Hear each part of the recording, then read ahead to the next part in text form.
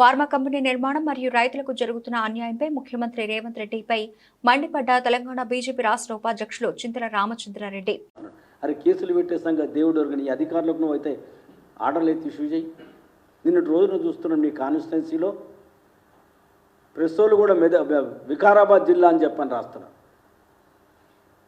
Kodangal assembly జరిగినటువంటి గొడవ అది.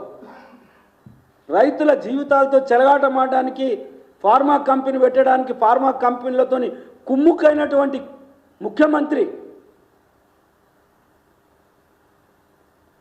ఏ రకంగా వాళ్ళని నానా హింసలు పెట్టి ఆ ల్యాండ్ కొన్ని 50, 60, 100 సంవత్సరాల నుంచి దున్నుకుంటున్నటువంటి పట్టాభూములు ఉన్నటువంటివి అక్కడ నువ్వు ఫార్మా పెడతావంటే రైతులు ఒప్పుకోకుంటే నీకెందుకే ఆ ఫార్మా ఫ్యాక్టరీ? ఎవడి గురించి ఆ ఫార్మా ఫ్యాక్టరీ? ఫార్మా వాళ్ళకి ఒత్తాసు పలకాల్సిన అవసరం నీకేమొచ్చింది?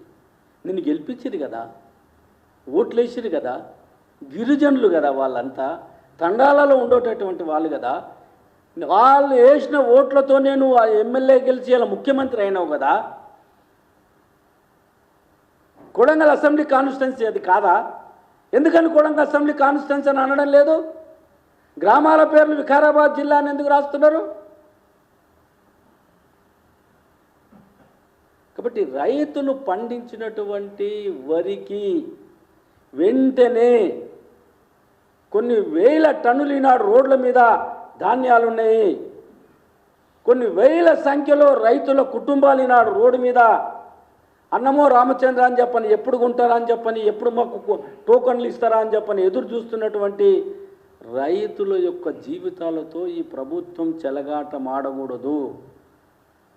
అందుకనే మా టీం